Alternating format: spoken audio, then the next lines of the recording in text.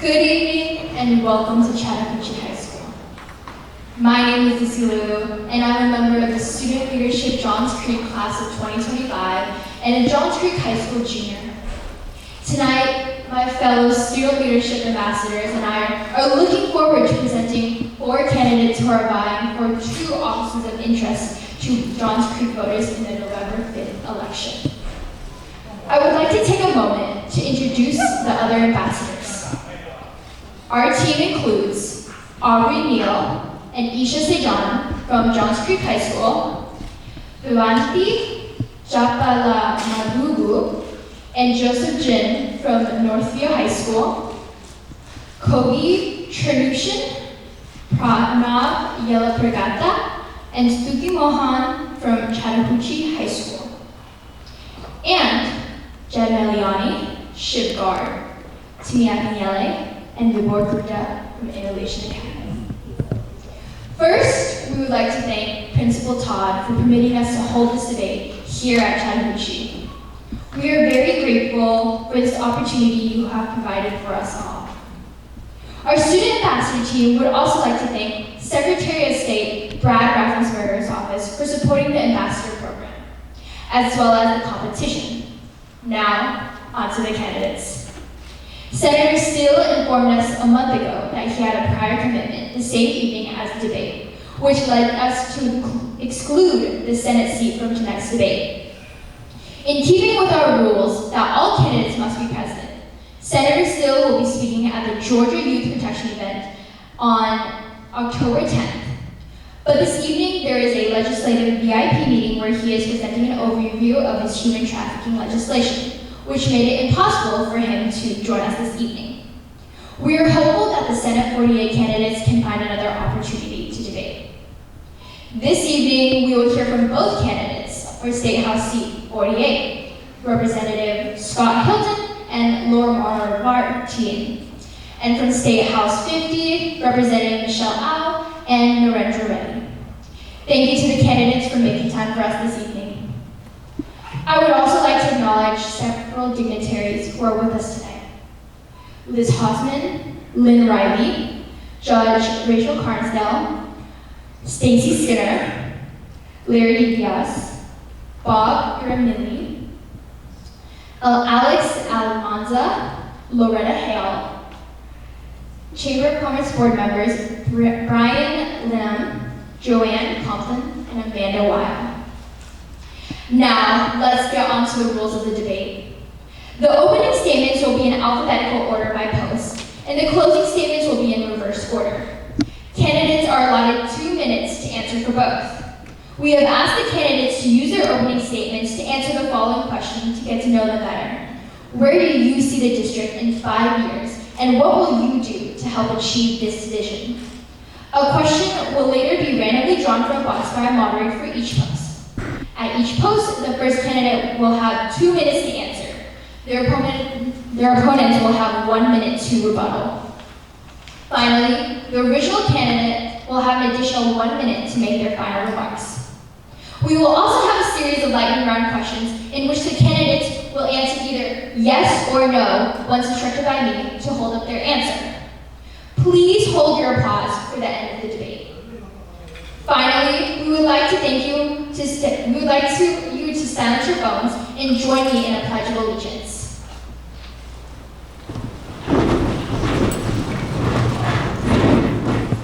I pledge allegiance to the flag of the United States of America and to the republic for which it stands, one nation, under God, indivisible, with liberty and justice for all.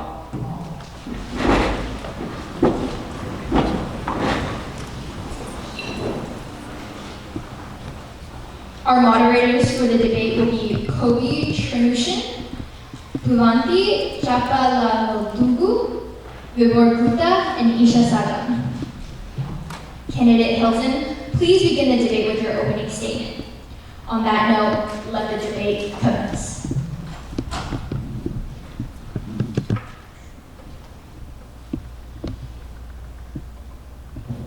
I think it's on. There we go. Good evening, everyone. I am honored to stand here before you to ask for your vote for re-election this fall to the Georgia State House.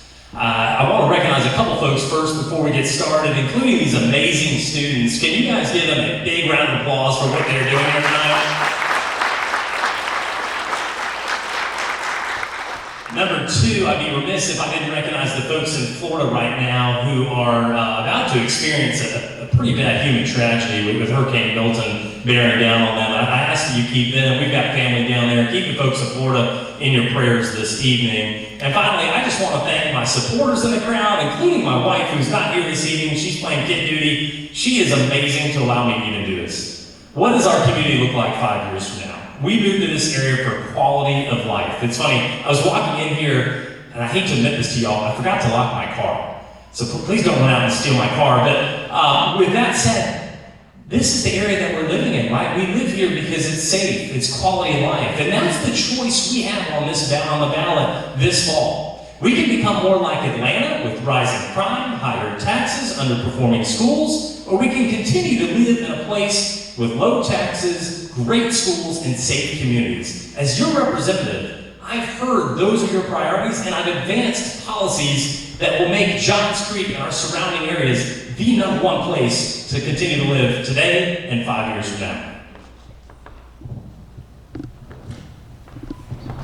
Good evening. I'm Laura Mervartian. I am a business executive, small business owner, nonprofit leader, and proud immigrant.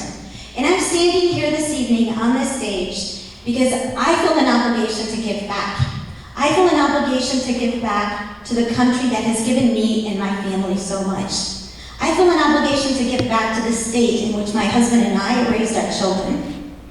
I come from a family of factory workers. My parents worked in the chicken and meat processing plants and in various factories throughout their working life. I'm actually the first in my family to complete college. I then earned the Woodrow Wilson Fellowship, which allowed me to attend the University of Michigan and earn a master's degree in public policy with a focus on international economics. My first job out of graduate school was at the Federal Reserve Bank. I then joined corporate America.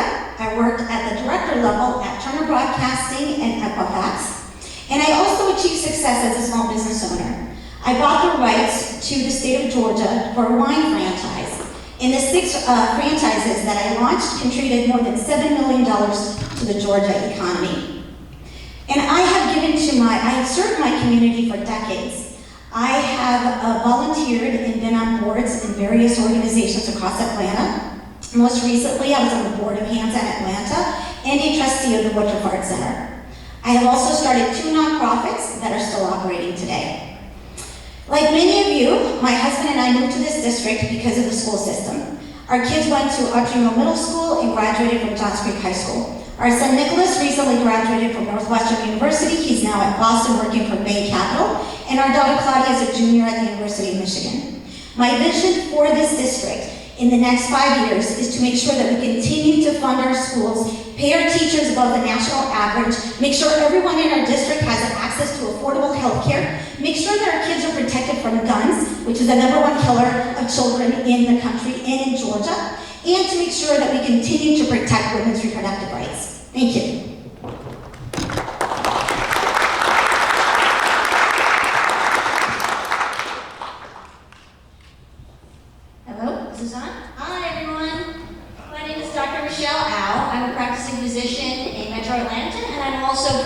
The sitting House Rep for House District 50, which encompasses Johns Creek and a little bit of Alpharetta.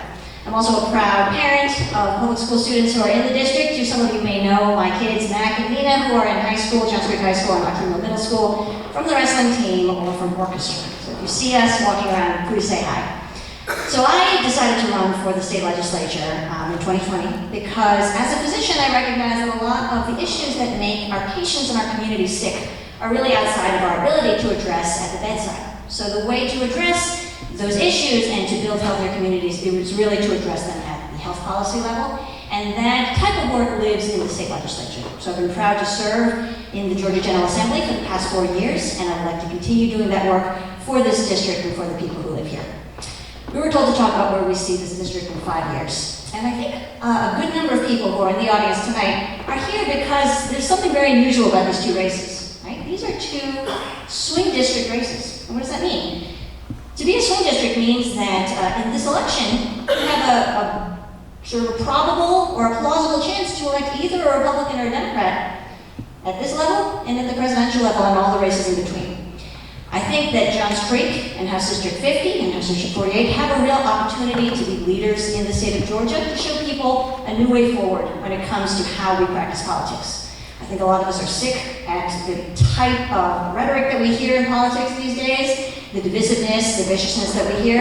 And I think in a bipartisan district like this, where we have to work and live and play among people of all political parties, that we have a duty and an obligation and experience in working with each other and finding solutions that are best for our community and to get past the division and to workable solutions.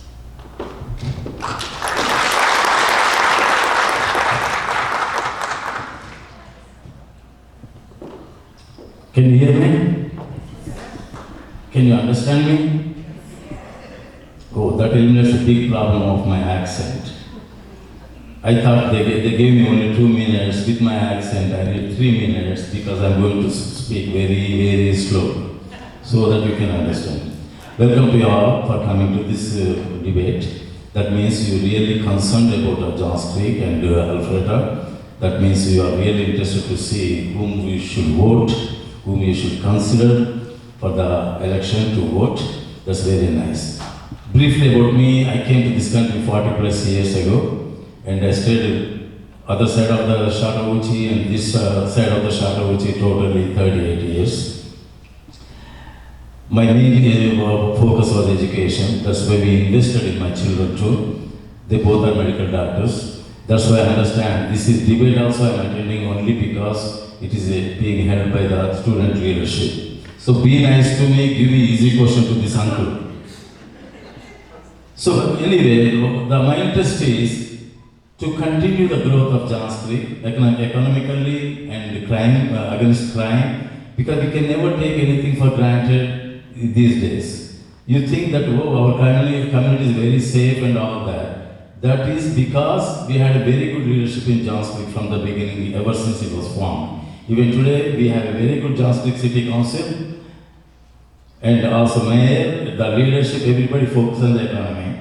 So I will continue that one in the next 5 years. And also my issues are crime safety, education. These are my important things, and economic growth. Other than that, national issues doesn't bother me. This is what I am here for. You are local, I am local, consider local issues. Thank you.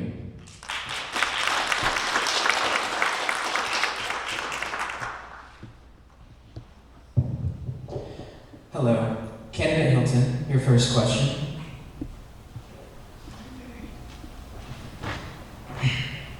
With Georgia's economy facing challenges like housing affordability, how will you curb housing prices and support sustainable economic development?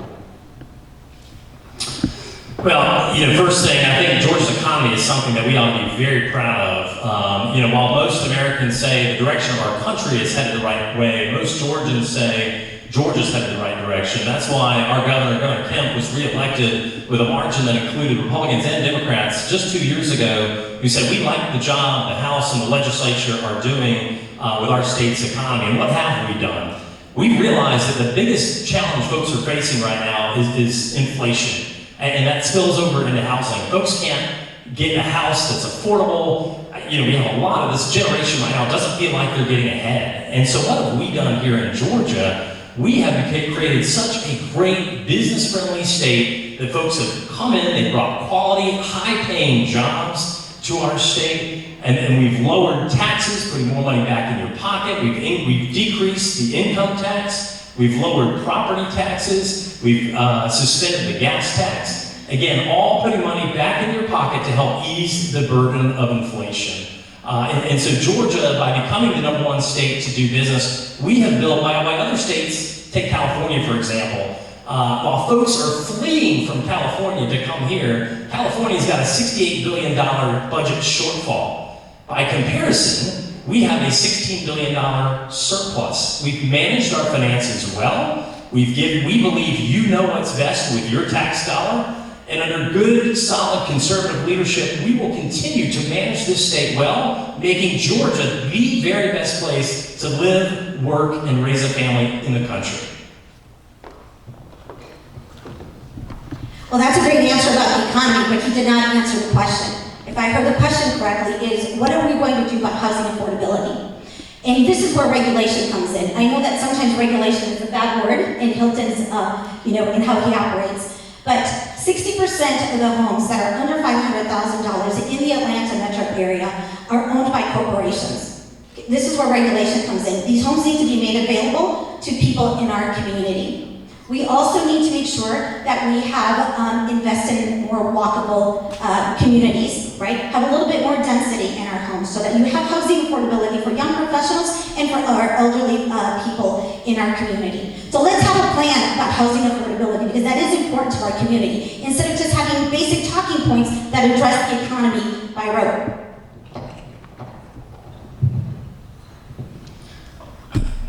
One minute? Okay.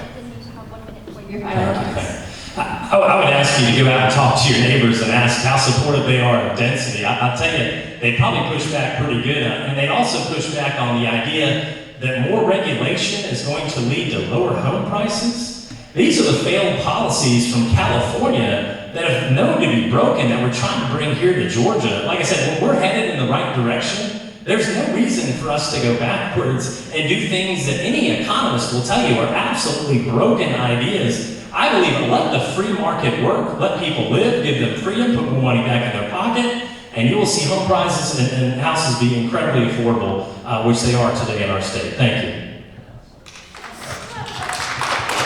Please hold your applause to the end of the debate.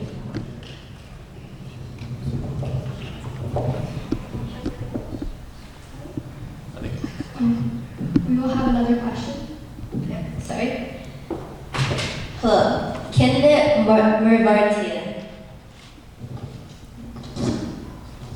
Your question is, if you were granted the ability to push through one piece of legislation with no barriers, a guaranteed passage through the House and Senate, and the governor's signature, what would it be and why? Candidate Mervartian, you have 2 minutes to respond. So I'm going to take the liberty of, instead of just legislation, making it a change to our Constitution. What I would love to do if I had this little magic tool is make sure that we have an independent committee that does our redistricting. The fact that we have such a gerrymandered state actually dilutes our vote.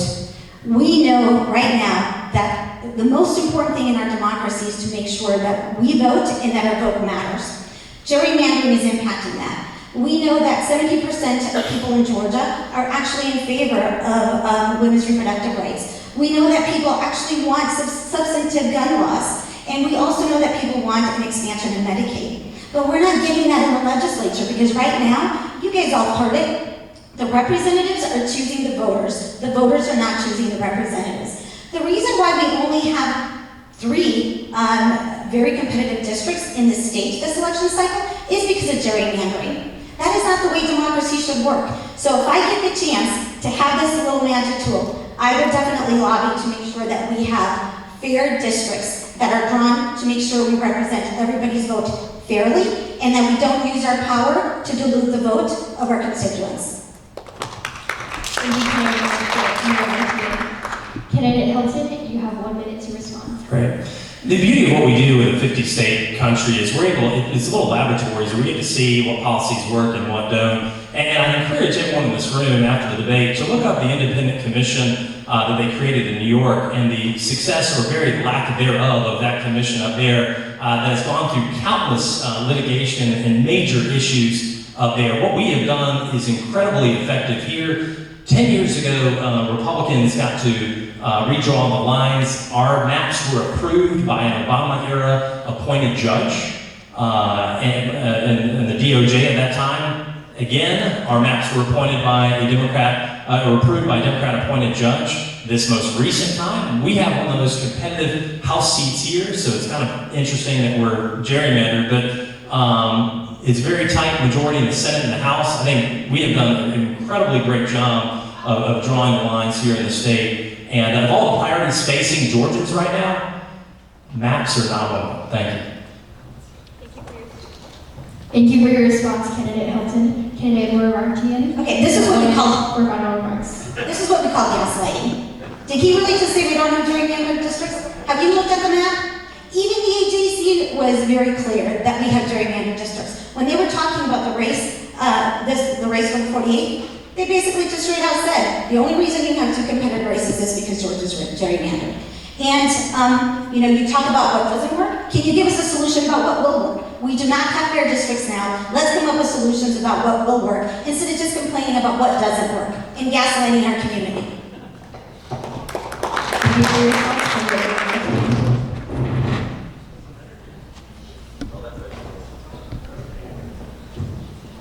Candidate Al. According to the Georgia Department of Public Health, drug overdose deaths in Georgia increased by 61.9% from 2019 to 2021, with opioids, particularly fentanyl, are driving this rise. Are there any policies you wish to enact to help decrease drug use throughout Georgia? Thank you for that question. This is an especially relevant question to me because I'm actually a practicing anesthesiologist. So when it comes to opioid use and opioid risk mitigation, this is something I do every single day when I take care of patients. So this is an epidemic. The opioid epidemic has been growing for several decades now. And part of it has been spurred by our readiness and profligacy in prescribing opioids in the 1990s. When I was in medical school, I was told that if a patient had a certain pain score that we had to prescribe opioids, and this has obviously seeded an epidemic that we are trying very hard to treat right now. So the solution to any public health problem is going to be multifactorial. There's not one single thing that is going to be the silver bullet, as it were, to fix this. One thing that is not a legislative solution is something we are working on in the field of medicine, which is coming up with different solutions, opioid risk mitigation techniques to treat acute and chronic pain, to decrease our dependence on opioids and treat patients' pain better. All right, so that is the first thing, that is a non-legislative solution. Second thing is that we have to come to a place where substance use disorder and drug addiction is something that is treated like the medical problem that it is, right? To decrease the stigma, to increase people's ability and willingness to ask for help, and also to strengthen our mental health provision in the state, which is sadly underfunded and under-resourced, so that patients can get the help that they need to move past the type of substance use disorder that we see and that is endemic in our state. Thank you for your response, Candidate Al.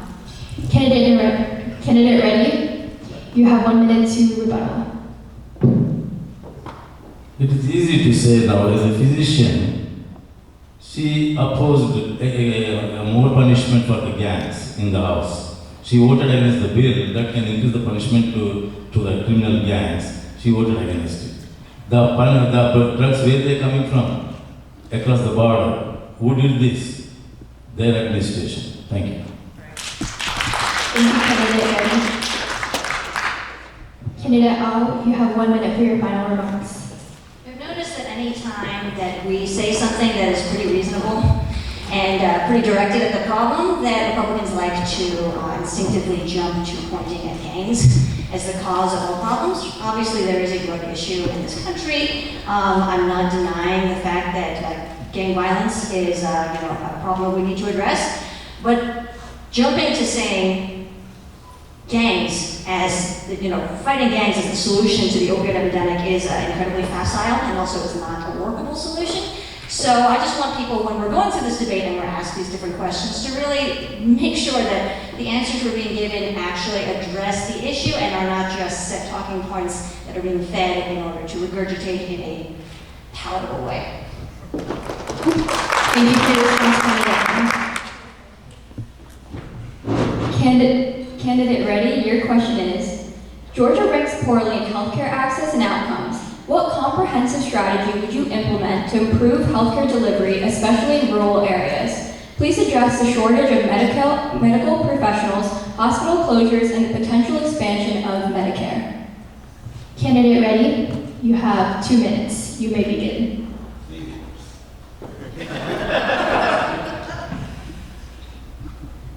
It is, if anybody who pays the hospital bills, you understand who is controlling these costs. The insurance companies. Ultimately, they pay they are the one who are controlling the prices, they are controlling the patient care. For example, if you go to an hospital and admit for a surgery, who is going to decide this patient to need to be discharged in how many days? That will be decided by the insurance company, not the doctor who is attending on him or her. That is not fair, because the doctors too, I appreciate she is a physician, so are my daughters. What I appreciate is they are really they take care about the patient. They will tell you what kind of prescription they can write. They can tell you when the patient needs to be discharged. But here the insurance companies are deciding. They come and check on the patient every day in the rounds, and they will tell the doctor when to discharge them. And then they will threaten the patient, if you don't get discharged today, you are not covering your bill. You have to pay from your pocket. You know how much it will be. Thank you.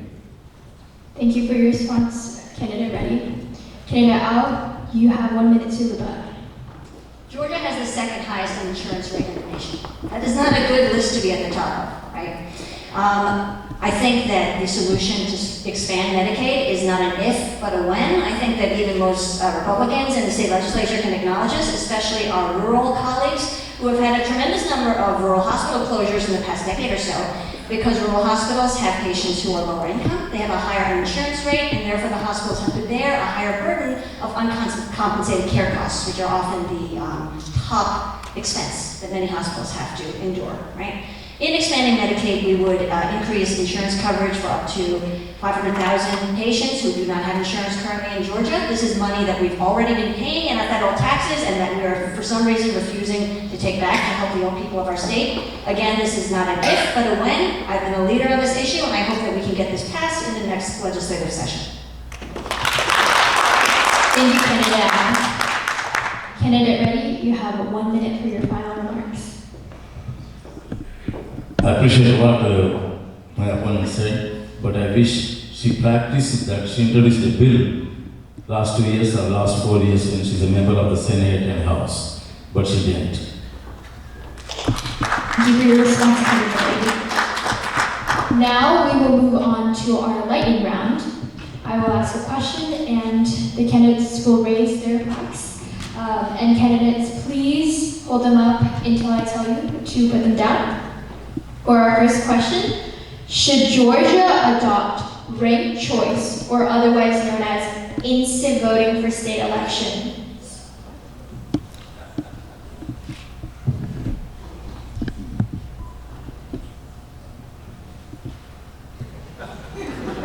Thank you. You may put your cards down. Second question. Should Georgia impose stricter regulations on corporate lobbying and campaign finance?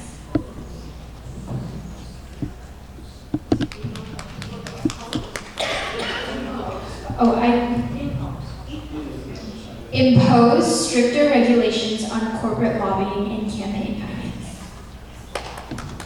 You may put your plaques down. Do you believe that Georgia should adopt a red flag law to temporarily remove firearms from individuals deemed a threat? Thank you. Please hold your applause. Put your plaques down. Fourth, do you support raising the minimum wage in Georgia to $15 an hour? You may put your cards down. Finally, do you support the abolition of the death penalty in Georgia? Thank you. You may put your cards down. Now we will return to questions as usual.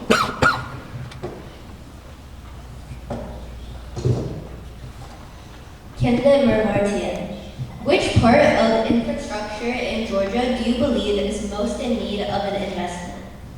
Candidate Martian, you have 2 minutes. You may begin. Thank you for that question. So one of the issues that I really want to work on is making sure that we have access to public transportation. Public transportation will help in many areas. First, it will help our environment. It will help connect communities and improve access to labor force. It will connect people to that affordable housing that we were talking about earlier. and it will actually make it easier for communities to feel connected. We are growing in Georgia, and our infrastructure has not kept up with the growth that we've had. We're a sprawling city. And in order to really be more efficient, more effective as a city, I believe that developing our public transportation infrastructure should be one of our priorities. Thank you for your response, Candidate Bourne-Martian. Candidate Hilton, you have 1 minute to rebut. Yeah, I just got to recap here because all this is pretty wild. So we had a question about opiates pouring into our communities, and we had Democrats say nothing about illegal immigration, the impact it's having on Georgia. Then we had someone say, the number one issue when they get down there is not the economy, it's not public safety, it's not great schools, but it's a hyper-partisan talking point about gerrymandering. I mean, that talk about priorities being out of order. The good news is, under conservative leadership here in Georgia, we have gone beyond just words and into action. We have invested in this most recent budget $1.5 billion into transportation improvements. That's across all spectrums: roads, bridges, mass transit, and I'll tell you, you got to keep like I said, we don't want to go back because that money is not going to be there for running a deficit. We have been able to invest those dollars because we've managed this state so well. Thank you, Candidate Hilton. Candidate Bourne-Martian, you have 1 minute for your final remarks. Well, I think we're on the same page when it comes to public transportation and investment in our infrastructure, so I can appreciate that. The fact that you're going to call gerrymandering not an important issue, that is the heart of what a democracy is, that a vote actually counts. And when somebody's manipulating your vote, we need to stop that. We need to call it out, stop it, and make sure that we are not being gaslit. So you've heard it here. Gerrymandering is not an issue for a Republican candidate or for a Republican incumbent. He does not value our vote. And by the way, let me ask you all, he talked about free market for affordable housing. How's that working for you? Why do you think they asked the question? Because we don't have affordable housing for our community. So I think that was his response. Free market, how's that working for you? By the way, I do believe in the free market because that's what I studied in school. I believe that. However, a free market needs some guardrails. Let's be intelligent about our economic policies. It's not one size fits all. It's not let's go and deregulate everything. It's about intelligent, effective policy. And you need a balance of both. Thank you, Candidate Bourne-Martian.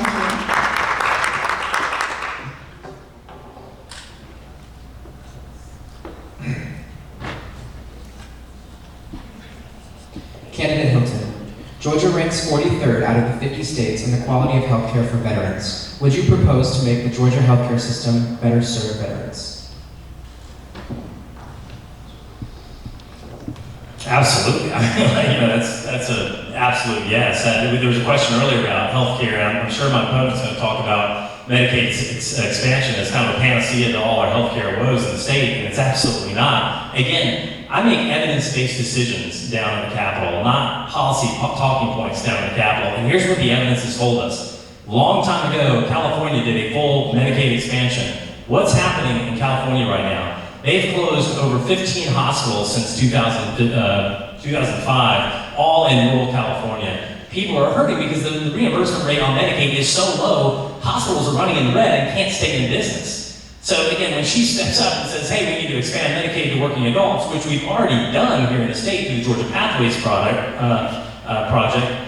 people who need Medicaid and need that coverage have access to it. We've done the right thing. In fact, this year alone, we reduced regulation in healthcare, and by doing so, expanded the number of options to you, the consumer, and when you have more options, that drives down price. That's how the free market works. I've never heard of a free market with regulations.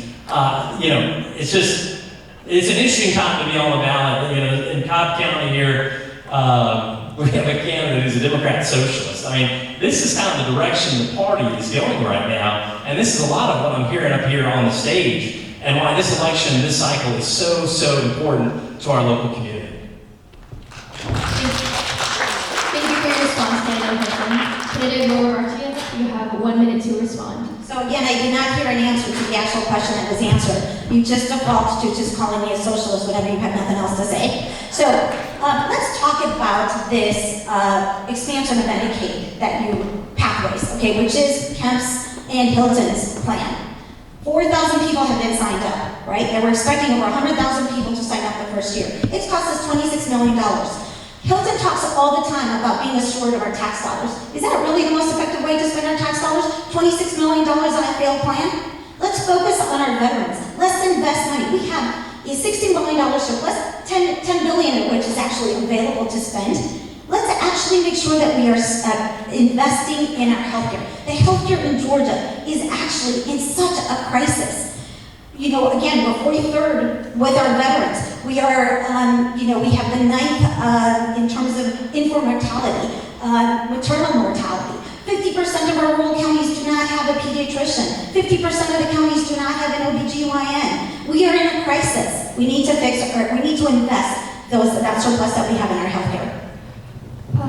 Excuse interruption, but we would like to remind our candidates to please keep their responses within the allotted time frame. Our timekeepers are here in case you are in need of reminding. Thank you. Candidate Hilton, you may begin your final remarks. Yeah, our family is intimately familiar with Medicaid. We have a child with special needs who's actually on the program. And I can tell you right now, having access to Medicaid does not mean access to care. And the best way to get people access to health care is to give them a high quality caliber job, which we have done here in Georgia. We have jobs pouring into our state, good quality jobs with high pay. That's what people want. At the end of the day, they want to be able to live their life, prosperous, advance, make money, live in a safe community, and have great schools. They don't want to be on government-run health care. They want to make their own decisions. And that's the kind of representative I'll be for you.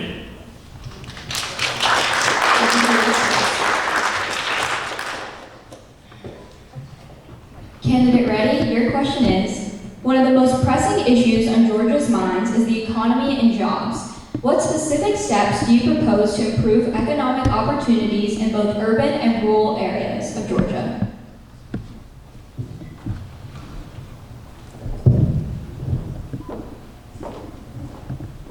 Economy, growth, and the inflation goes together. When the inflation rises, economic growth goes down. But unfortunately, we have a good leaders in the state level, and we are protecting our economy, and so far, we are doing very well, even during the pandemic. What I am going to do? We need to bring more businesses to Georgia. To do that, we need to promote our state much more than that. If needed, at places for certain industries, we have to give tax incentives, tax breaks. That's not like you're writing a check anyway. So these are the things we have to do. And also we have to look at the rural areas of Georgia where we need more industries. That way it won't put a pressure on the urban areas. It takes the urban areas pressure out. At the same time, it expands the rural area growth. Those are the things we need to do. That is very important. Fortunately, so far, our state is doing very good. For example, electronic vehicles, that factory is coming, and we have a lot of SK batteries expansion. These are all billions of dollars they are investing. They are investing because they have a focus and they trust Georgia that this country is going to grow. Those are the things you have to look at. Thank you, Candidate. Candidate Al, you have 1 minute for your rebuttal. So I think the question was about how to grow jobs in urban and rural areas. And one thing that I haven't heard yet is the fact that Georgia is actually extremely well positioned to grow in especially our green energy sector. This is a piece of work that I think actually Governor Peck has done a very good job in terms of courting and bringing in industries, especially with relation to the electric vehicle industry. Right? We've seen, obviously the Rivian plant has a little bit of problems. It's on a pause right now, but the Hyundai electric plant is growing. And in Georgia, we have the SK battery plant, which could provide power for these types of vehicles, and it is a huge growing industry that could both help with conservation, help with our environment, and provide a large number of high-tech jobs, high-paying jobs to the state of Georgia. Thank you, Candidate Al. Candidate Ready? You have 1 minute for your final remarks. Actually, there's nothing to rebut our statement, because I agree with that one. But what I'm saying is Democrats in the House and Senate, they need to cooperate with the Republicans. Let them come with their own ideas. Just cooperating with the current government or current leadership is not enough. You need to come up with your own ideas instead of just objecting for everything. For example, SK battery expansion is okay, but the other EV, that one was a lot of people criticized that one in the rural areas and particularly in the democratic areas, saying that This will create environmental problems, this will create traffic problems, this will disturb the rural life, and all these things. Just let us all focus how to grow economy in Georgia. Thank you, candidate Reddy, for your response.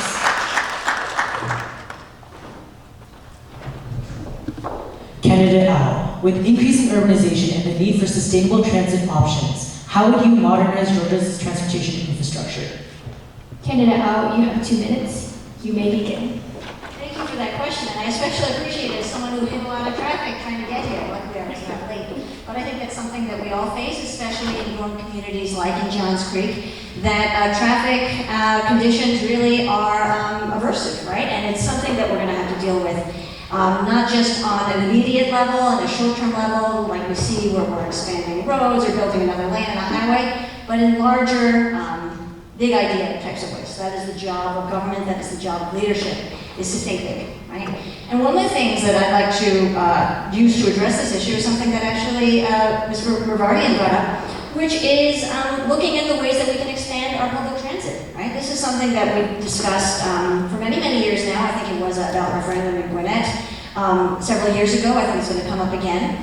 But expanding our public transportation system is going to be good in a number of ways. First of all, decreasing traffic congestion, allowing more people to live and work near employment centers, things like that, and also providing more, again, high-tech sustainable jobs that we can use to grow our economy here in Georgia. Thank you for your response. Candidate Reddy? With increasing urbanization and the need for sustainable transit options, how would you modernize Georgia's transportation infrastructure? With 1 minute on the clock, candidate Reddy, you may begin. The transportation is an issue. It is sometimes a good problem to have because that means more people are moving to Georgia and more people are finding opportunities here, job opportunities, educational opportunities, because we have the best colleges. And so that's a complaint. And of course we have, with that comes the transportation problem.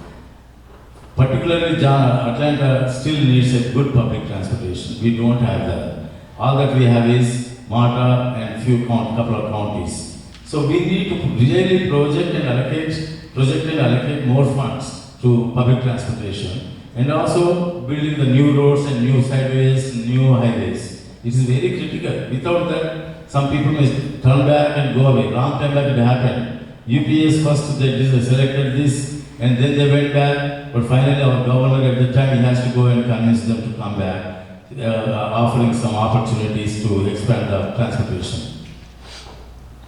Thank you, candidate Reddy. Candidate Al, for final remarks, 1 minute. I'm going to use my time to go back to just respond to something that Mr. Reddy said earlier about Medicaid expansion, right? Because we have a little extra time. He asked why I didn't bring up a bill to expand Medicaid here in Georgia.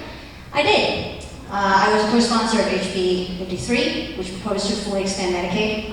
I can definitely show you how to look up these bills on the Legis page afterwards if we want, but this is one of these things where we really need to talk about having more workable solutions as opposed to regurgitating partisan talking points.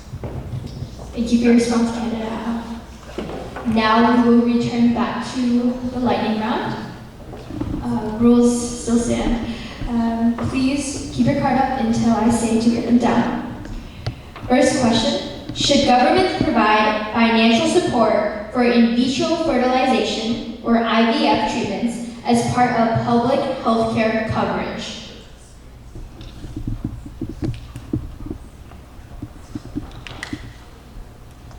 Thank you. You may put your cards down. Secondly, do you support expanding Georgia's use of nuclear energy as a low-carbon power source?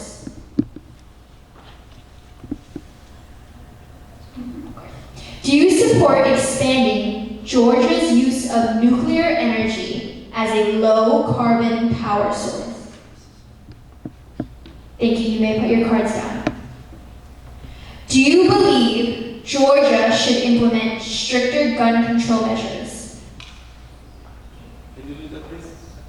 Louder? No, not louder, clear.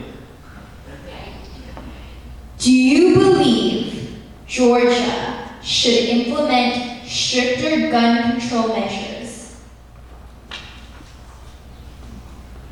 Thank you. You may put your cards down.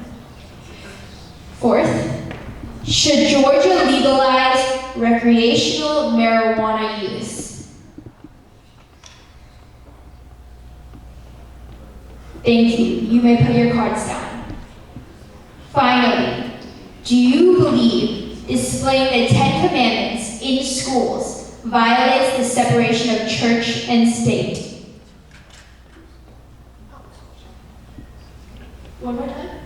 In public schools, to clarify? Yes.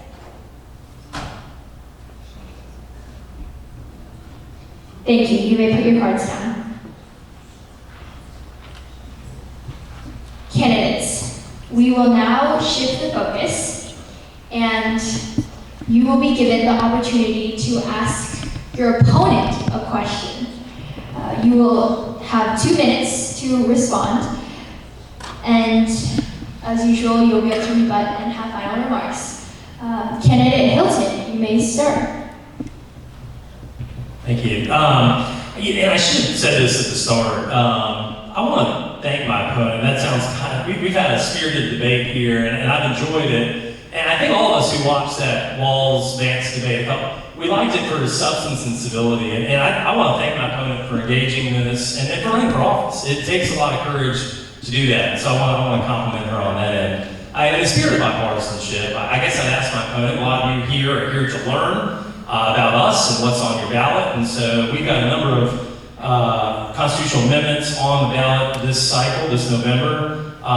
Could you walk us through those and how you would recommend your voters vote on each of those? Candidate Moore-Martian, you have 2 minutes to respond. Well, that's quite, I'm going to recite each of those. I'm going to vote yes on the 3 that we have. Why don't you walk us through them in detail to educate everyone? That's quite a big question. But while I have the floor, I want to make sure that we go back to Hilton's opposition to density living. When we think about Avalon, that is actually density living. How many of us are going to Avalon? And did I actually hear Hilton say that the way that our veterans should have access to health care is by getting a higher paying job? I think that's what he said. Expanding Medicaid will actually, we will get 400,000 more people to have insurance with federal dollars. And I think that is something that we should focus on. But anyway, going back to the issues that are going to be on the ballot, yes, I'm going to vote yes to all 3 of those. Candidate Hilton, you have 1 minute to respond. Yeah. Part of serving in office is being knowledgeable on the issues that are presented to voters and that you've got to vote on. And I will applaud her once again for masterfully dodging that question in terms of what the constitutional amendments are on your ballot. And again, going back to partisan talking points there, but again, it's an important job to educate our voters, you the constituents, we report to you, and you've got to have a mastery of the job and the subject that you're dealing with when you're in public service. Thank you.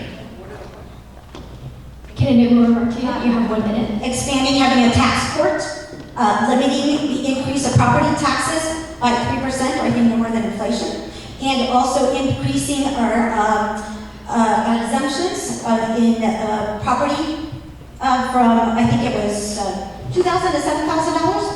So, I mean, I get them exactly right, but that is the spirit of what they say. And again, he did not recite them either. So yes, I do know what they're about, but I think if we're going to be educating people, it'd be great if we could all have them in front of us and actually go through them.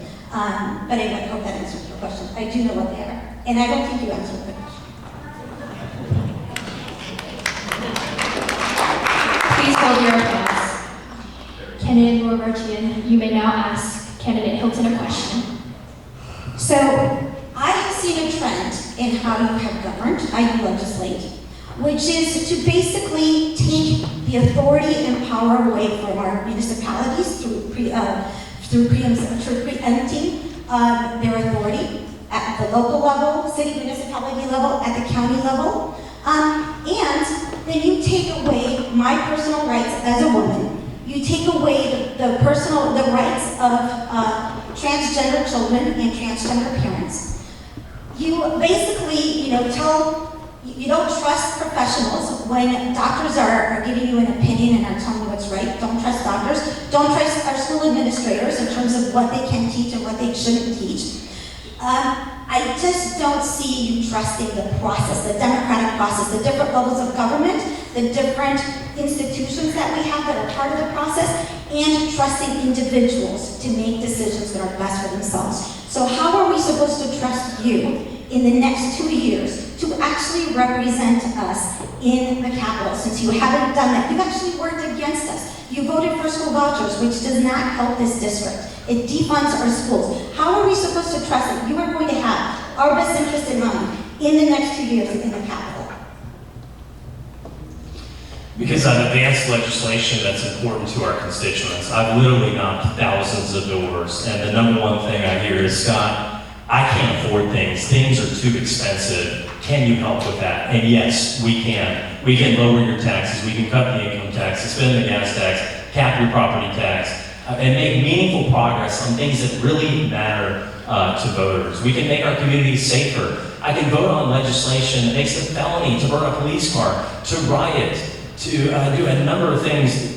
Voted to take away cash bail from violent offenders here in our community. These are all things that my opponent will vote against when she's in the House. And so we have done a lot of legislation to not only empower and keep our communities safe, but to empower women in our communities. We've required that insurance cover contraceptives. We've doubled the maternal leave for state employees. We've done a number of things to empower a number of communities in our state. And for me, it's not about partisan talking. Those people are tired of that. They look at what's going on in Washington, D.C., and they want someone local that they know and that they can trust, who will go down and do the work, who's transparent with them and tells them, what they believe and wears their heart on their sleeve, and who's been in the community and been doing the work, and they know who they are. And so they want us to put aside that partisan bickering. For me, my ethos is about the politics of addition and multiplication, not the politics of division and subtraction. And you're seeing a lot of that right now. I am about solutions and finding solutions that bring us together. And we've passed a lot of those by empowering you, the parent, in your child's education. If you're trapped in a failing school, guess what? We will give you your tax dollars back to be able to send your kid to wherever you want to send them. So we have done pro-family, pro-women legislation. I am proud of the record and can't wait to continue my work on your behalf at the Capitol. Thank you.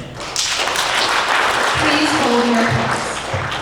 Candidate Moriarty, you have 1 minute for your final remarks. Again, he's not addressing the fact that he is devaluing our vote. When we vote for city council, we want them to make decisions on behalf of our city. When we vote for mayor, we want them to make decisions on behalf of our city. We don't want people like Scott Hilton making decisions, telling our mayors and our city councils what they can and cannot do. They're doing the same thing with our DAs, telling them what they can and cannot do. We vote for the DAs. They're telling that to our sheriffs, what they can and cannot do. And if they don't do exactly what he wants, they're going to put them in jail. There's actually criminal charges for that. And there are also, they will defund our police law enforcement if they don't do exactly what they say, even though it's part of our vote to basically, our vote at different levels of government. Also, I am for police. I want to fund our police. I think they have, they're incredible to our community. And when we talk about school choice, this one size fits all, guess what? Failing schools, that doesn't fit anybody. Nobody deserves to be in a failing school. We need to fix the problem instead of just giving people a way to run away from the problem. That is not a solution. Thank you. Now for candidate Al, you may ask candidate Reddy a question. So this past term, I filed a piece of legislation, which is HB 161, which is the Pediatric Health Safe Storage Act. I've been a leader on gun safety in the legislature, and what the Pediatric Health Safe Storage Act proposes is that if there is a firearm that can be accessed by a minor, that it be stored securely. Period. This was a piece of legislation that was opposed by all of our Republican majority, and I've noticed, Mr. Reddy, that you have the highest possible ranking from the NRA in your candidacy. Can you explain to me why you oppose common sense gun safety bills like the Pediatric Health Safe Storage Act, or like another bill that I have, HB 44, which would close the loophole on background checks? Candidate Reddy, you have 2 minutes to respond.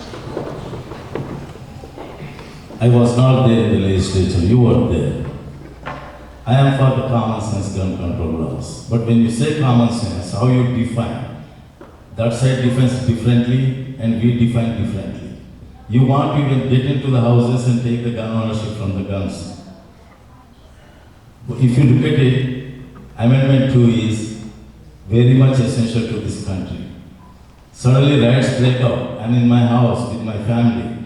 If they come and attack my house, what I'm going to do? I'm going to shoot the guy if I have a gun. There's nothing free about that one. Nothing to worry about that one. I won't even think twice. And when I see the gun holder is a danger to my family, I'm going to shoot.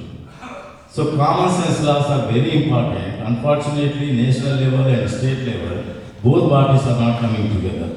I suggest both parties to come together and sit. If you really want to solve this problem, let us pass a common sense gun laws. I'm all for it.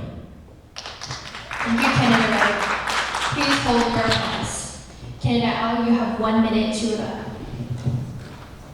I find it interesting that anytime Republican opponents of gun safety bills want to make a case for opposing what I think many of us would agree is common sense and what many responsible gun owners already say that they do, which is store their guns securely, they immediately jump to scare tactics. They talk about being shot in their own home. They talk about people coming to snatch their guns, which if you actually read the legislation, you would see that this is nothing of the sort. I think that most responsible gun owners, including people on the stage, can recognize that it is important to store guns away from minors, and I think especially after the Chattahoochee High School shooting, in which the gunman was 14 years old, it is impossible not to think, how could a 14-year-old get access to this gun and not to respond to it in a way that is responsible and meaningful, especially in a state like Georgia with some of the most lax gun laws in the country. Candidate Reddy, you have 1 minute for your final remark. We all know when the criminals commit we all know when criminals commit crimes, nobody questions about their gun rights. But my opponent worries about the gun laws only when something happens in our schools and all that. We know that there is a mental illness, and we have to control. We have to treat that person for mental illness rather than taking the guns away from the law-abiding citizens. These are the things you need to think twice about the scare tactics. We learn from the Democrats, believe me. They scare us for everything. And you say different for every time for a cause that we cannot agree, they will say they will scare the people. So we are not going to agree to that kind of things. And the budget for the gun control laws, if they are made with common sense, every citizen will abide by that. It is a second amendment, it is came with the Constitution, and people will have it. Thank you, Candidate Reddy. Now, Candidate Reddy, you may ask Candidate Al 1 question. My question would be, why you are so soft on crime at the same time, because you are not supporting the cash bail for more crimes, and you are not supporting the what you do is you proposed a bill, House Bill number 333, which you want to give it to illegal driver license to illegal undocumented immigrants. Johns Creek and Alpharetta, do you really think they care about you providing the illegal drivers with the illegal immigrants with a driver's license? I don't think so. Also, you proposed bill number 513, which is about the sex education for kindergartners all the way to 9th grade. Really, a kindergartner today needs to be sex educated in school? Those are the things I want to ask. Candidate Al, you have 2 minutes to respond. I think I kind of 4 questions in there, but we will get to that. Okay, so first of all, the accusation on soft on crime is something that Republicans often do when they're running against a Democratic candidate. Let's all remember, we all want many of the same things. We all want to live in a safe environment, right? I live here too, right? So the idea that I want to make it more dangerous to live in this area is fallacious, clearly. I'm raising kids here too. We all want the same things. We want to send our kids and live in a safe community, right? Cash bail bill, SB 63. This was a bill that expands cash bail to a number of nonviolent offenses. So what that means is that if someone is caught and accused of a nonviolent crime, including crimes like shoplifting or possession of small amounts of marijuana, that they could be held in jail for cash bail for what we can see with the Fulton County jail system for indefinite amounts of time in a very hazardous environment. We know that there are many problems with the Fulton County jail system, and these people have not been convicted of crimes yet, right? So I think that in terms of talking about being tough on violent crime, that is something different than the cash bail bill, which Mr. Reddy brings up, which basically penalizes poverty and increases the population in the Fulton County jail system when we, on the Republican side, have made many accusations about how the system is overcrowded and not run well. So that is the second question.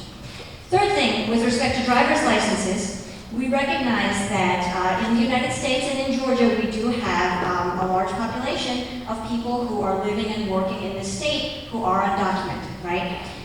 This is something that is already helping with our economy, right? We can leave aside the issue of immigration reform, which is really more of a federal issue, but in terms of having people on the road driving safely, driving in our communities, driving to our homes to help us with whatever it is that needs to be fixed in our homes, we want people to be able to get driver's licenses, be trained how to drive in all the safe ways that we all are also on the road. Thank you, Candidate. Candidate Reddy, you have 1 minute to reply. In your own statement, you accepted that you are soft on crime. Shoplifting is a crime, whether it's a violent or non-violent, crime should be looked at as a crime. That is what the law says. When you violate the crime, it is a crime, no matter if it's soft or violent. Of course, on the about the illegal driver's license, if somebody comes, if you provide an illegal driver's license to some undocumented guy, what happens if he comes and hits your car? Where are you going to claim the insurance? Your insurance, because that guy can never buy the insurance just because you provided insurance, your driver's license. These are the things you you need to check. Also, she asked the questions about why she proposed House Bill number 513 about sex education for the kids from elementary grade to 9th graders. Thank you for your response, Candidate Reddy. Candidate Al, you have 1 minute for your final remarks. I guess there was one more question that I didn't get to. The question that he asked about education, I think I would encourage everyone to read the bill.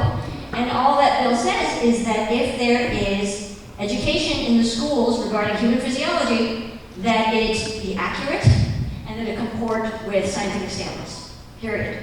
I think that anyone can understand why a doctor would want the education about science and physiology and the human body in the school to be accurate, right? And that is why I supported that bill. I think that sometimes when Republicans talk about this issue, they tend to revert to a type of scaremongering tactic and into some of these socially divisive issues. But I think that we can all agree that if our kids are learning science in schools, that that curriculum should be accurate. Thank you, Candidate Al. Now we will go back to our lightning round. First question, will you advocate for increased funding for mental health services in Georgia? Thank you, you may put your cards down. Do you believe that social media platforms should face stricter regulations to prevent the spread of violent rhetoric and misinformation, especially against public officials?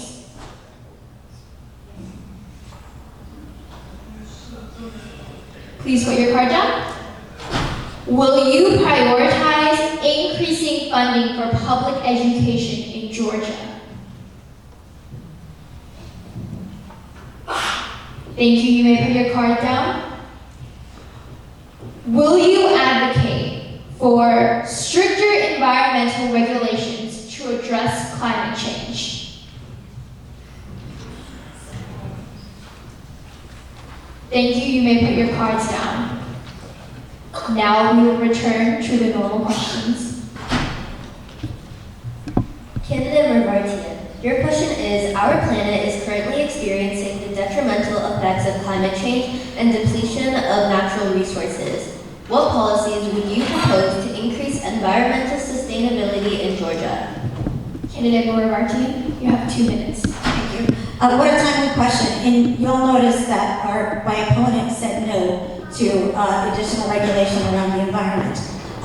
What is happening in Florida right now? We're having one of the largest hurricanes. What just happened in North Carolina? What just happened in Georgia?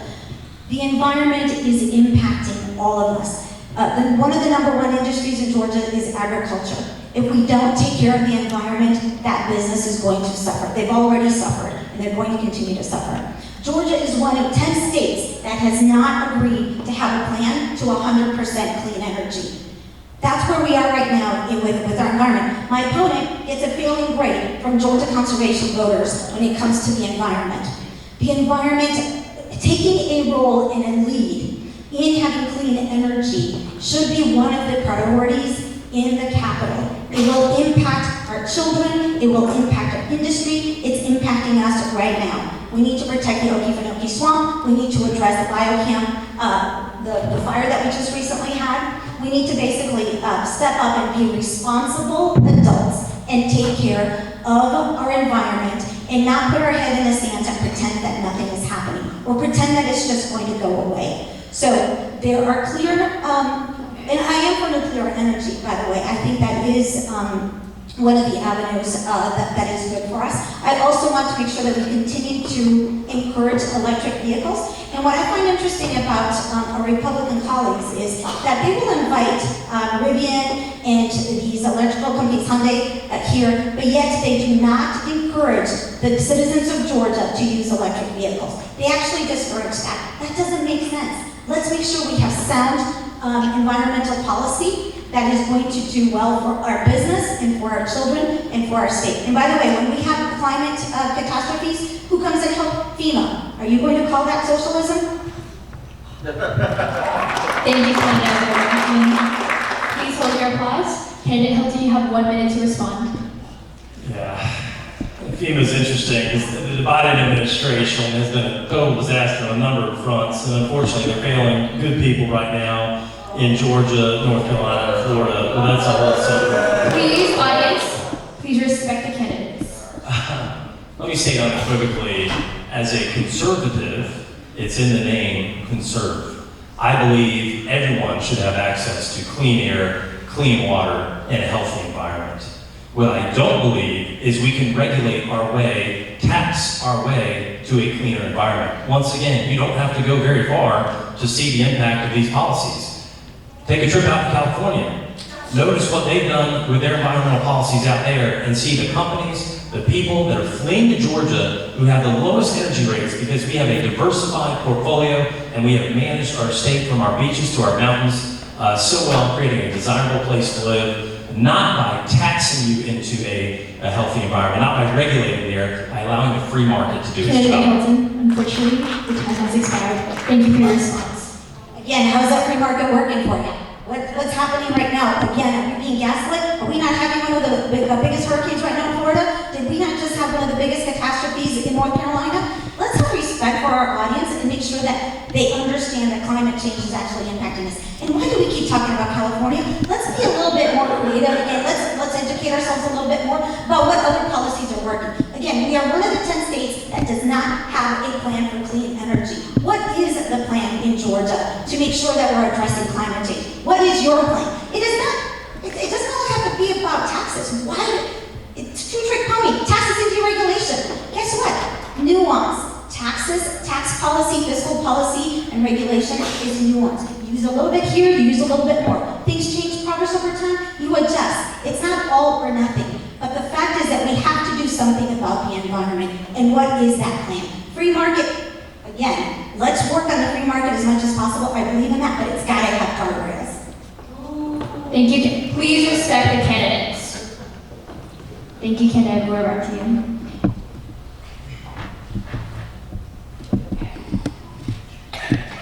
Candidate Hilton, with increasing concerns about the ease of access to marijuana and vaping products among high school students, what specific actions would you take to strengthen regulations and enforcement to prevent underage usage? Candidate Hilton, you have 2 minutes. Yeah, it's a good question. I can't remember what the answer was up here. I think it was to legalize it. And we've seen, once again, other states do that. And now they're regretting this decision because it hasn't raised the tax money that was promised. and it's created other societal woes along the way. And so, again, I'll reiterate my stance that I'm against the use of recreational marijuana. And I feel for high school kids nowadays. I've got one. There is a lot of stuff you have to deal with, including, drugs, as we mentioned before, literally flooding across our border and into the state. Every state now is a border state because of what is happening by policies that have left illegal immigration wide open, and poor kids now are being exposed not only to marijuana, but opioids and fentanyl. And it's hit all of us, right? I've got a cousin of mine who lives in Ohio. Young teenage kid passed away about a year ago from fentanyl.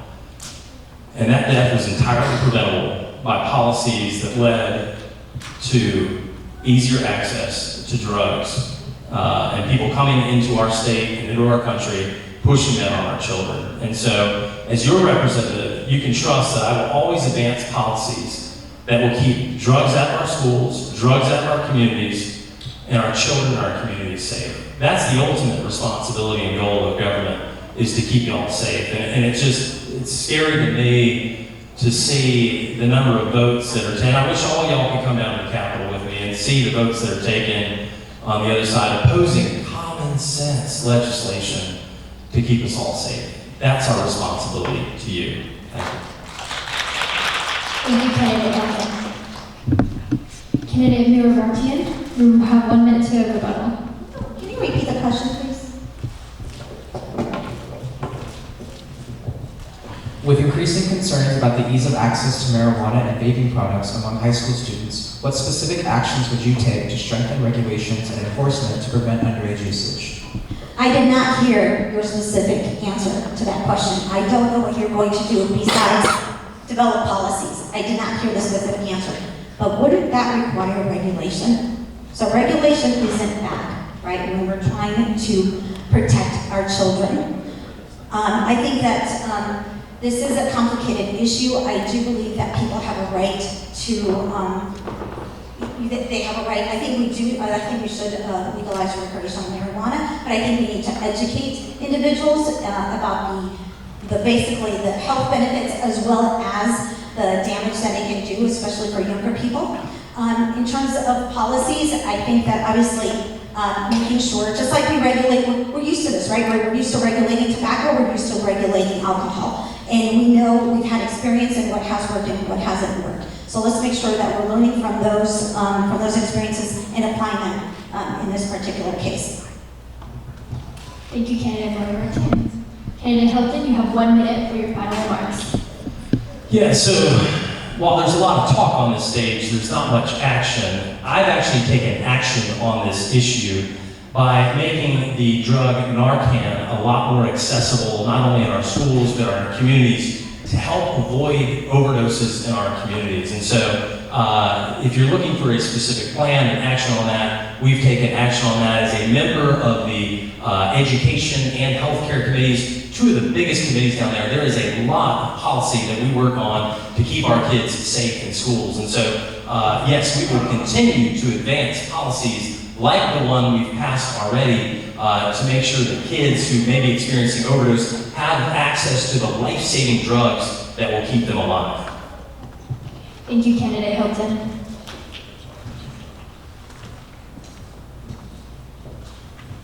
Candidate Reddy, your question is, the average cost of giving birth in Georgia is $14,776, and an average medicated birth at Northside totals around $30,000 before insurance. With respect to new abortion policies, what are your plans for ensuring the accessibility of hospital birth? Candidate Reddy, you have 2 minutes. Do you want me to repeat the question? Okay. The average cost of giving birth in Georgia is $14,776, and an average medicated birth at Northside totals around $30,000 before insurance. With respect to new abortion policies, what are your plans for ensuring the accessibility of hospital birth? Medicaid is eligible only people who are based on their low income. But the governor had a plan to expand, and he had introduced that bill, but this was not passed, or I don't know what happened to it anyway. If you are going to be on Medicaid, what is wrong asking the person to work at least 20 hours a week, or volunteer, or go to school, or do something, but not just I'm going to be an able-bodied person, just because I didn't get a job, I'm going to sit at home, but at the same time I want my Medicaid. You are not eligible. Sorry. We are expanding that one, we are expanding slowly. In the last 15 years, at least 1 million people were added to the Medicaid. And also, the Medicaid has been popular, but at the same time we have to look at our resources, limited resources, and we have to encourage people to go and take a job. Otherwise, everybody is going to stay home and we are eligible to Medicaid, so why bother? We are going to increase the economy, that's fine, but at the same time, people should have the willingness to work. We should not discourage them from seeking the jobs, from working, at least 20 hours. Those are the things we need. Thank you. Thank you, candidate Reddy. Candidate Al, you have 1 minute to rebut. I want people to notice that Mr. Reddy is actually out of step with the Republican majority on this issue, right? And what I mean by that is that even in a state as divided as Georgia, that our legislature has come together to recognize the importance of supporting expectant moms and infants in this state with insurance coverage. Medicaid is actually the top payer for deliveries in this state. The majority of births are covered by Medicaid, and I think we can all recognize that in order to have healthier communities, have healthier babies, and decrease our maternal mortality rates, that not only do we need to cover prepartum moms, and we extended the coverage for Medicaid to up to a year after delivery, because that is a very important time period in which we need to safeguard that health.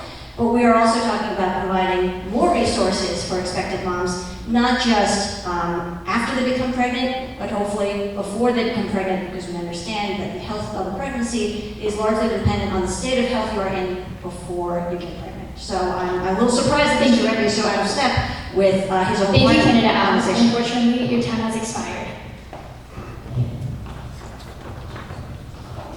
Candidate Reddy, you have 1 minute to give your final remarks. Currently, 25% of Georgia residents are enrolled in medical aid. About the postpartum, Medicaid under postpartum, it was used to be 6 months, but the governor increased it to 1 year. So it is not true that we don't care about the people. Only thing we want people to be able, who are particularly able-bodied, they should go back to work and start working. That's what we need. All the other people like blind, disabled, they will be covered under Medicaid forever. There is no problem with that. Our problem is with the people who are able-bodied and but doesn't want to work. Thank you for your response, candidate Reddy.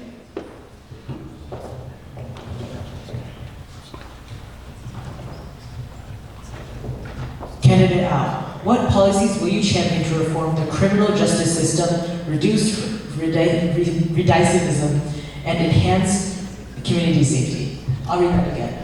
What policies will you champion to reform the criminal justice system, to reduce recidivism, and enhance community safety? Candidate Al, you have 2 minutes to respond. So community safety is a really important issue for this district. It's something that I hear time and time again every time I do an event in this district as a legislator or as a candidate, right? And this is something that crosses party lines, right? I think we hear a lot in the campaign about violent crime and wanting to make sure that we're protecting our families against violent crime. I do see, however, that there's a failure to address the role that gun violence plays in that violent crime. And if we are going to talk about reducing violent crime in our communities, we do have to address the issue of gun safety as a true and serious legislative focus, right? So we talk a little bit about some of the gun safety proposals that I have personally authored, including the safe storage bill, including universal background checks, which would reduce the ability for criminals, convicted felons, convicted domestic violence offenders to get access to guns. And also a waiting period bill, which would reduce crimes of impulse or passion that we sometimes see when people can rapidly get access to deadly weapons. In terms of criminal justice reform, we touched on the issue of Senate Bill 63, 63, which had to do with cash bail, right? And I think one of the things that we need to address is that our punitive measure of approaching criminal justice is not making our communities safer, right? So I think one of the things that when we look at our criminal justice system and incarceration rates and the carceral system that we've built, that in recognizing the resources that we're spending on this carceral system and the fact that it's ineffective in making our communities safer, to in particular decriminalize some of the aspects of when people are arrested for possession of, for example, small amounts of marijuana, nonviolent offenders, and looking at the issues that way, because again, this does not make our communities safer to just indiscriminately jail people for nonviolent crimes. Thank you, Candidate Al. Candidate Reddy, you have 1 minute to rebut. My opponent says that she cares about our communities, but that she wants the illegal aliens or undocumented people to drive around in your subdivisions, in your communities. How safe it is for us? About shootings and gun violence, I will tell you, she cares about our gun violence when it is committed in a public place, in schools or something. But she never comments on the 1,200 shootings that occurred in Atlanta in the last 2 years. Do they have do you have licenses? Who killed or who shot each other? They are the more dangerous to this community than others. Actually, to treat other people, the people that are having in the schools and etc., we need to provide mental illness insurance for them. We already made insurance companies to include mental illness as one of the diseases, and they are doing that. Candidate Reddy, unfortunately, your time has expired. Thank you. Candidate Al, you have 1 minute left. I'm sorry, you have 1 minute for your final remark. Mr. Reddy brings up an interesting point, which is violent crime in cities, and one thing I will bring up is that safe storage actually does address that type of violent crime. Because the top cause of gun theft, and the top source of guns that are used in these types of violent crimes that Mr. Reddy alludes to, are guns that are stolen from cars, right? So a safe storage bill actually would address this issue directly. I hope we can look at this issue seriously in the next session. And of course, we always like to revert to mental health as the proximate cause of gun safety. I will note that he cites the mental health parity bill that I actually helped to pass in the state Senate. I was on the subcommittee that perfected that bill and ushered it to passage. So I appreciate Mr. Reddy for his attention to that, and I appreciate the work that we've been able to do on behalf of our patients who need this type of care. Thank you, Candidate Al. Before we conclude this debate, each candidate will have their closing statement. As a reminder, you will have 2 minutes per statement. Candidate Reddy, you may begin with your closing statement. If elected, I'm not going to look at the political ideology. I look at about your interest. I will look about your safety. I will look about your economy and how you can improve the life standards for your family. I look for the quality of life in your community. I created jobs. I started a bank long time back. I created more than 200 jobs. And also I gave the SBA loans to many people. The national bank that we created, we took the community banks versus the community bank. So SBA loans are the one we focus because they create jobs. SBA loans are to the small businesses people, so they create jobs. Those are the things I did. My opponent has only one agenda, that is progressive agenda. That's all. And she is not for Johns Creek, she is not for Alfreda, she is for some other districts. And so our bills that she passed, she never introduced a bill that passed. Because bills like 333 and 513 dealing with this child education, she called education. Actually, it is sex education. Why she is not saying? The title of the bill was Quality Education Act or something. Quality Basic Education Act. When you read that, you think it is something about the STEM education. No, that is the one with sex education. So I am saying that I am here, I am for you. I will be available at any time to reach you. If you call me, I will answer. I will look at your interest and and not my interest.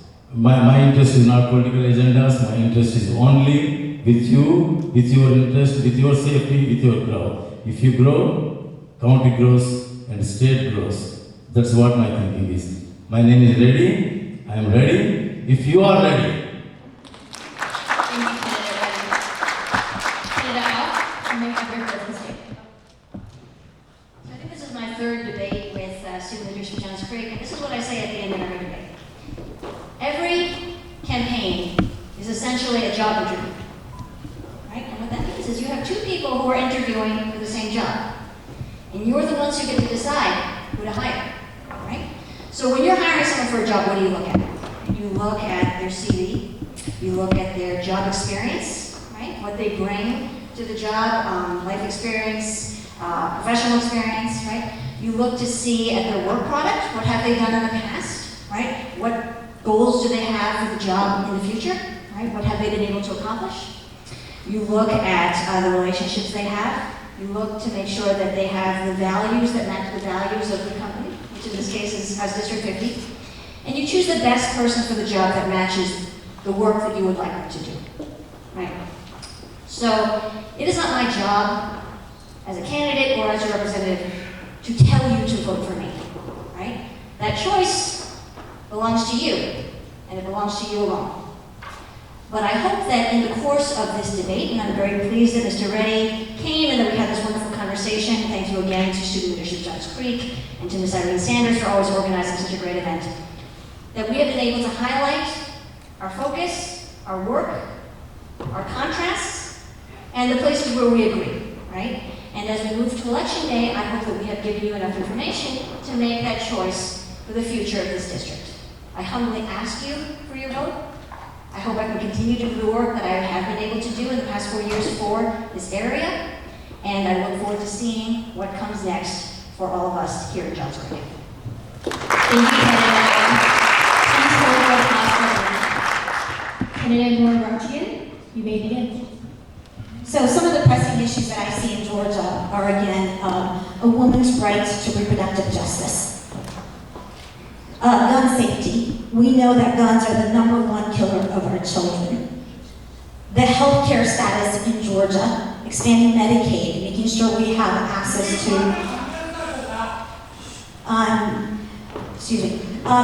the quality of our healthcare and the status of healthcare in our state.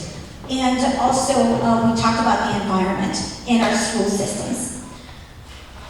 My opponent right now has basically limited women's reproductive rights.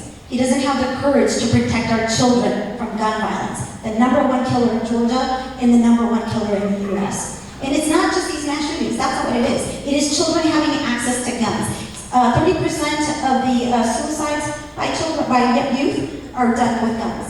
We just need to keep guns away from children. Let's have the courage to do that. Let's have the courage to pass legislation to do that. My opponent also aligns himself with a very conservative organizations like Frontline Policy. They actually back Project 2025. He also was endorsed by Georgians Right to Life. They don't believe in IVF.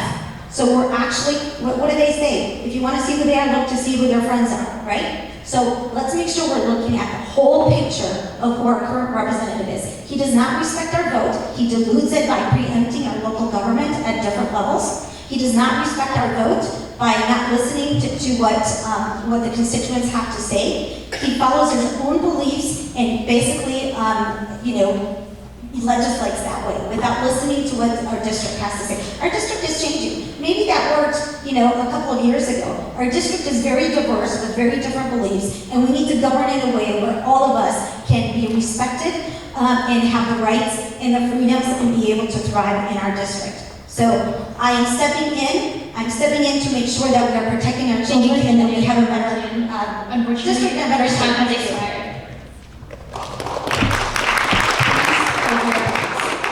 Candidate Hilton, you may begin. Man, we got choices this November. This is interesting. Let me start with this. You guys have a lot of things to do on Wednesday night. You came here to a high school at 6 o'clock to hear us talk. Thank you for doing that. That is awesome. I appreciate you. Love you guys. High school students, I have a kid applying to college right now, and I am terrified because he is going to get loose to all of you guys on, and I love him to death, but holy cow, great job, guys, on the debate here.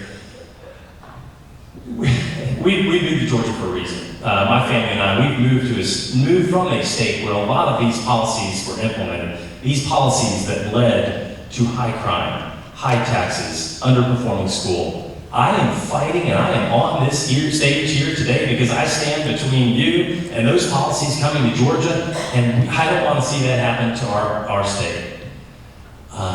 There is a reason, national politics is a mess right now, but there is a reason that all 4 mayors of every city I represent have endorsed our campaign. There's a reason that a majority of the city councils of every single city I represent have endorsed our campaign, because they want a common sense person they can work with, partner with, to advance things and deliver for you to get things done that you truly care about. Teacher pay, lower taxes, safe communities, increasing pay for first responders. These are the things that matter. This is the partnership that we have. I am passionate about constituent services, whether it's a tour of the Capitol, helping you with an agency. I am here with my cell phone. I give it to everyone, and I am here to deliver for you, and that's why early voting starts Tuesday, absentee voting. Come out and vote on Election Day for Representative Scott Hilton, and together, let's work toward a brighter future here in our state. Thank you, and God bless. Thank you, Candidate Hilton. Please hold your applause to me. Thank you to all the candidates that participated in tonight's debate. I would also like to thank our audience tonight for being respectful and courteous to each candidate. Great job from the SOS ambassadors tonight too. Thank you everyone for attending the debate, and please remember to vote on November 5th or use early voting options. Candidates, please remain on stage for a photo with our ambassador team. Any of the LJC board members or dignitaries in attendance, please also join us in this photo.